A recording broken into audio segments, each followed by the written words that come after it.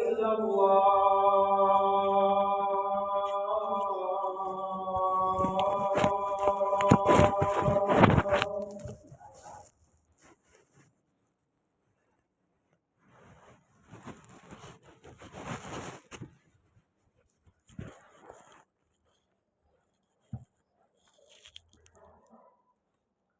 إن الحمد لله نحمده ونستعينه ونستغفره ونعوذ بالله من شرور أنفسنا ومن سيئات أعمالنا من يهده الله فلا مضل له ومن يضلل فلا هادي له أشهد أن لا إله إلا الله وحده لا شريك له له الملك وله الحمد وهو على كل شيء قدير ونشهد أن محمدا عبده ورسوله المبعوث كافة للناس بشيرا ونذيرا وداعيا إلى الله بإذنه وسراجا منيرا اللهم صل وسلم وبارك على هذا النبي العظيم الكريم وعلى آله وصحبه ومن تبعهم بإحسان إلى يوم الدين. أما بعد فيا أيها الحاضرون أوصيكم وإياي بنفسي بتقوى الله فقد فاز المتقون وأحثكم على طاعة الله وطاعة الرسول لعلكم ترحمون. استمعوا قوله سبحانه وتعالى جل وعلا في كتابه الكريم وهو أصدق القائلين يا أيها الذين آمنوا اتقوا الله حق تقاته ولا تموتن إلا وأنتم مسلمون وقال ولا تفسدوا في الأرض بعد إصلاحها صدق الله وبلغ النبي الكريم. Hadirin yang mulia, kepada Allah kita bersyukur atas karunia yang luar biasa mengucur senantiasa kepada kita hingga saat ini. Tak terhitung karunia yang Allah berikan buat kita, karunia kesehatan, karunia harta, karunia ilmu, karunia jabatan, karunia hidup aman, damai, tenang, tenteram. Allah ingatkan, la in syakartum la azidannakum wa la in kafartum inna azabi lasyadid. Sesiapa orang yang cerdas bersyukur atas karunia yang Allah berikan akan ditambahkan karunia kepadanya. Tidak hanya dalam bentuk tambahan karunia material, tetapi yang jauh lebih penting dari itu adalah karunia ketenangan, karunia itminan, kebahagiaan dalam hidup. Kepada Rasulullah sallallahu alaihi wasallam, nabi yang agung yang diutus Allah untuk kita jadikan sebagai uswah hasanah, sebagai teladan kehidupan, sebagai the best role model dalam hidup kita ini. Allahumma salli wa sallim wa barik alaihi. Beliau telah mengajarkan hidup yang indah, bagaimana berhubungan secara baik dengan Tuhan, bagaimana berhubungan secara harmonis dengan sesama, dan bagaimana juga berhubungan secara baik dengan alam lingkungan di mana dia hidup. Itulah Rasulullah sallallahu alaihi wasallam. Hadirin yang mulia, izinkan saya pada kesempatan yang baik ini untuk menyampaikan khutbah singkat dengan judul Islam dan Ekologi, Islam dan Lingkungan. Tanggal 7 kemarin, 7 Januari awal tahun ini, kita dikejutkan lagi dengan adanya bencana yang luar biasa di Sumatera. Kita hanya dalam beberapa saat kehilangan hampir 1.000 lebih saudara-saudara kita.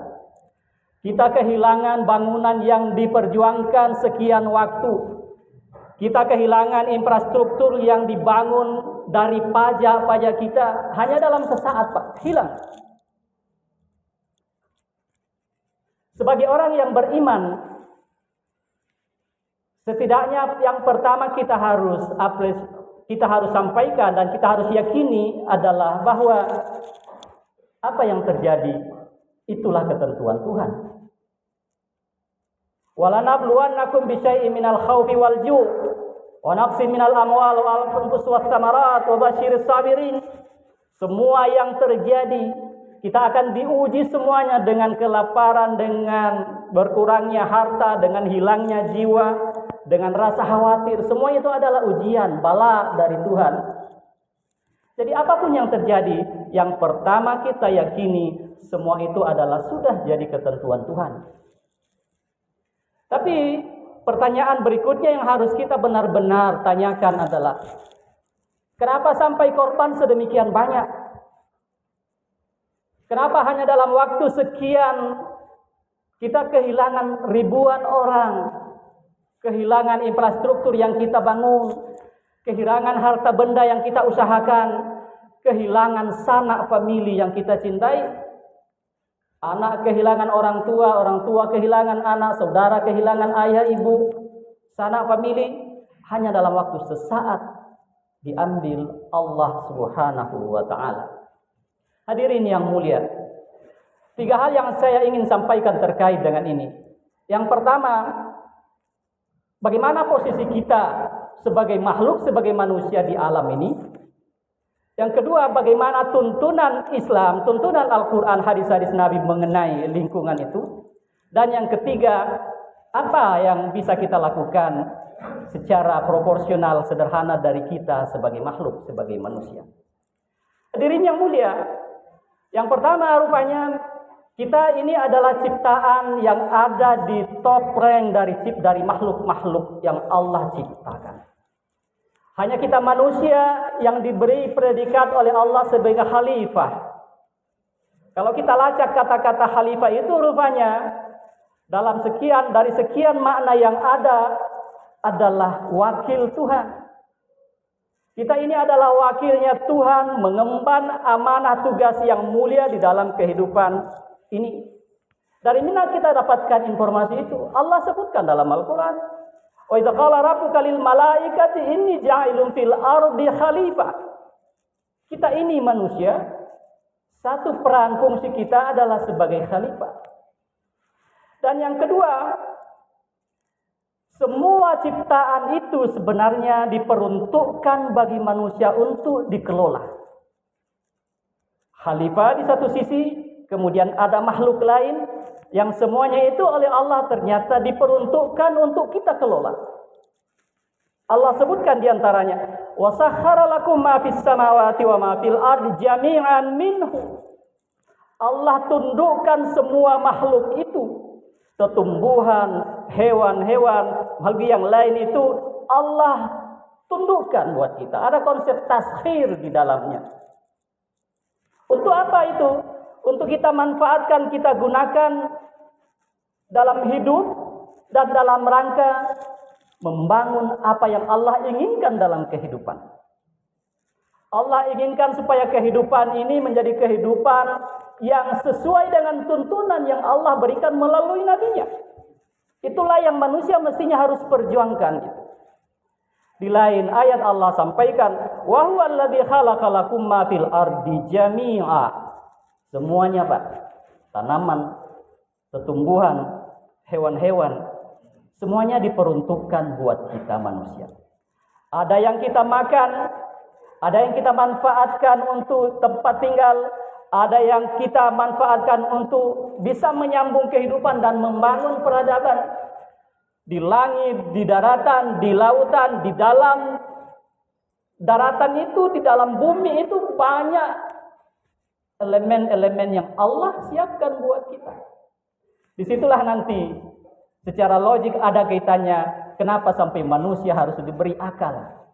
Dan kenapa tidak semua hal Allah sudah jelaskan dan Allah tentukan mekanismenya secara teknis. Disitulah manusia harus berpikir untuk mengembangkan semua itu.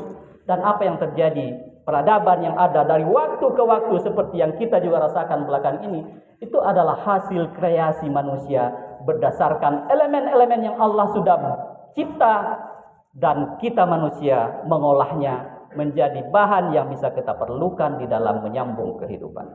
Hadirin yang mulia, itulah posisi kita. Kita hargai, tetapi hati-hati. Kalau tak sanggup memanfaatkan posisi ini, bisa terjerembab menjadi asfala safilin. Kita bisa menjadi hamba-hamba yang kutuk, yang terkutuk, yang sesat, yang nanti akan merasakan konsekuensi dari pilihan-pilihan, tidak sanggup menjalankan peran sebagai khalifah. Hadirin yang mulia, yang kedua, tuntunan agama yang terkait dengan lingkungan ini. Kita sudah sama yakin dan sama percaya tadi. Kita tahu dari informasi-informasi Quran dan hadis bahwa semua yang ada itu buat kita dan kita diberi kewenangan terbatas untuk mengolahnya demi kehidupan yang makmur kini dan insya Allah bahagia akhirat. Seperti itu teorinya. Meskipun demikian, ada tuntunan yang Allah sudah sampaikan. Ada perintah, ada larangan. Yang kesemuanya itu dalam rangka menuntun, memandu hidup ini dalam rangka pengelolaan sumber-sumber daya alam yang ada. Hadirin yang mulia, satu, Allah sampaikan dan tegaskan, wala tufsidu fil ardi ba'da islahiha, jangan merusak setelah Allah bangun cipta dalam mekanisme yang penuh harmoni. Wala tufsidu fil ardi ba'da islahiha, jangan merusak di bumi setelah Allah membangun ciptaan itu dengan mekanisme harmoni yang sangat luar biasa indahnya. Mengapa demikian? Karena kalau itu yang terjadi, disebutkan oleh Allah, zaharal fasad fil barri wal bahri, banyak kerusakan di darat, di lautan, bima kasabat aydin nas, itu karena ulah manusia, liyuziqahum ba'dal ladzi amilu, supaya mereka nanti bisa merasakan sebagian dari azab karena ulah tangan mereka. La'allahum yarji'un, supaya mereka sadar lagi, supaya mereka bisa kembali sadar bahwa merusak rupanya bisa merusak kehidupan kita sebagai manusia.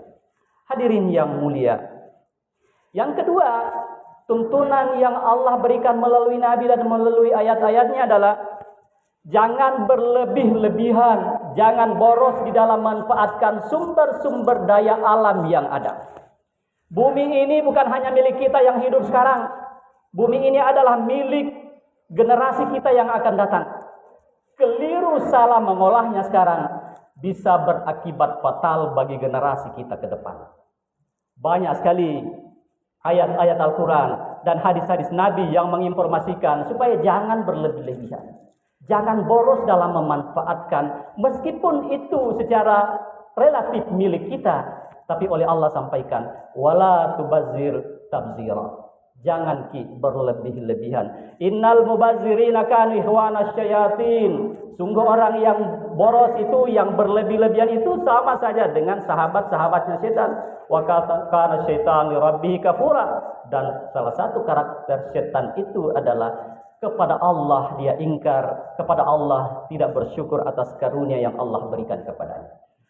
Mudah-mudahan kita ini semuanya terhindar dari karakter berlebih-lebihan. Meskipun kita punya, tapi mesti harus kita atur, kita kelola secara baik sesuai dengan tuntunan agama.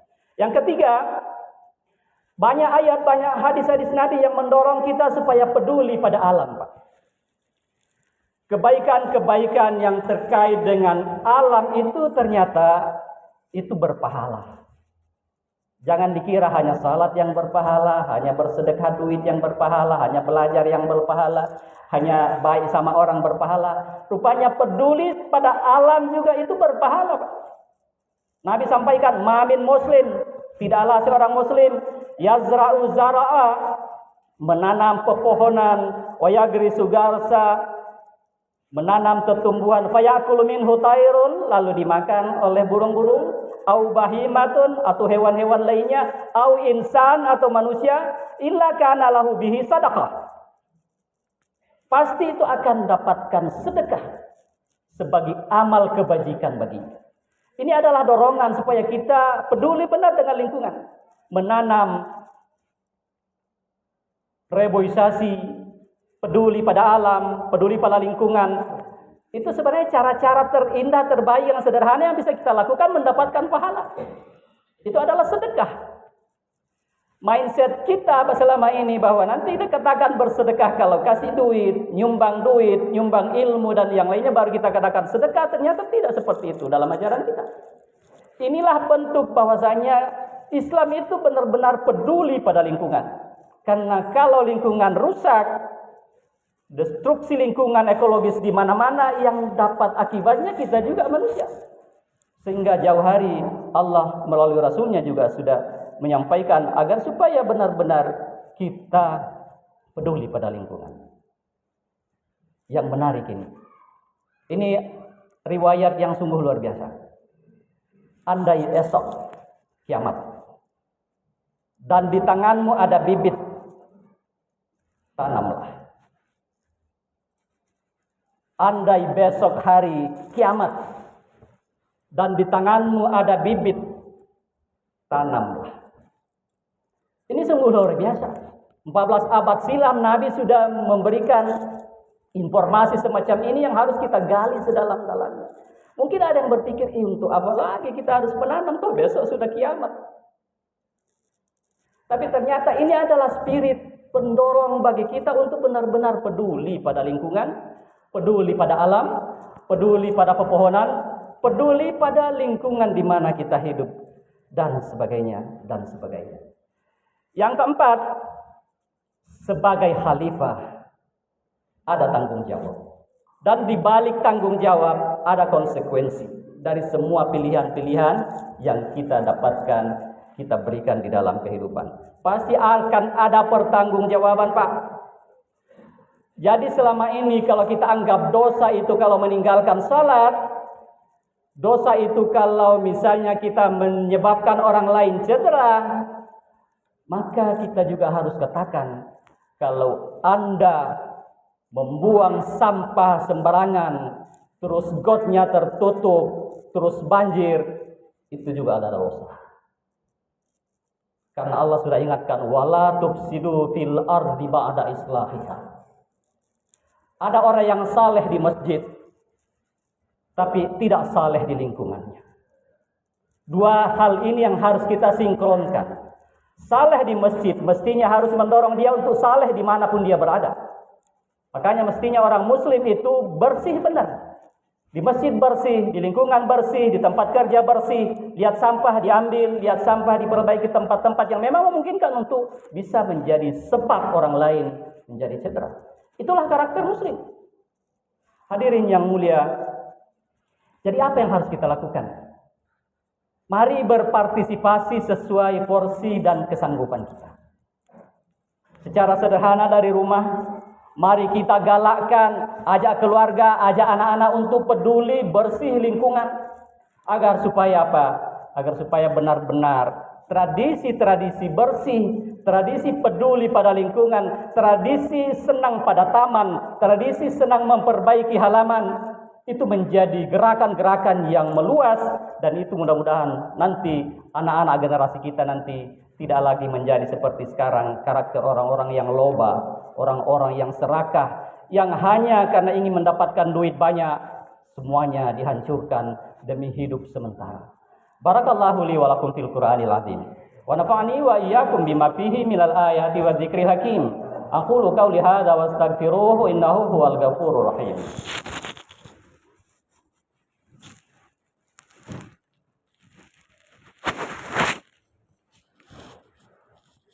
Hamdan katsiran kama amar. Asyhadu an la ilaha illallah, asyhadu anna Muhammadar Rasulullah. Allahumma shalli wa sallim wa barik ala hadzal nabiyil azimil karim wa ala alihi wa sahbihi wa man tabi'ahum bi ihsanin ila yaumiddin. Ayuhan nas, istami'u qaulahu subhanahu wa ta'ala. Ya ayyuhalladzina amanu taqullaha wal tanzur nafsum ma qaddamat lighad wattaqullaha innallaha khabirum bima ta'malun. Wa qala innallaha wa malaikatahu yusalluna 'alan nabi. Ya ayyuhalladzina amanu sallu 'alaihi wa sallimu taslima. Allahumma salli 'ala Muhammad wa 'ala ali Muhammad kama shallaita 'ala Ibrahim wa 'ala ali Ibrahim wa barik 'ala Muhammad wa 'ala ali Muhammad kama barakta 'ala Ibrahim wa 'ala ali Ibrahim fil 'alamin innaka Hamidum Majid. Allahumma ighfir lil mu'minina wal mu'minat wal mujahidina wal mujahidat al ahya minhum wal amwat innaka sami'un qaribun mujibud da'wati ya qadiyal hajat. Rabbana hab lana min azwajina wa dhurriyyatina qurrata a'yun waj'alna lil muttaqina imama. Allahumma aslih lana dinana alladhi ismatu amrina wa aslih lana dunyana allati fiha ma'ashuna wa aslih lana akhiratana allati ilaiha ma'aduna waj'alil hayata ziyadatan lana fi kulli khair waj'alil mauta rahatan lana min kulli syarr.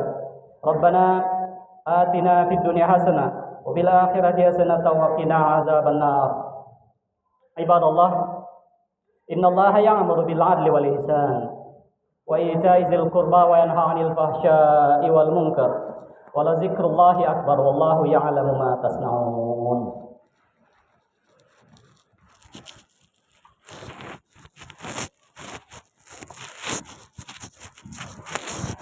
الله أكبر الله أكبر أشهد أن لا إله إلا الله أشهد أن محمدا رسول الله حي على الصلاة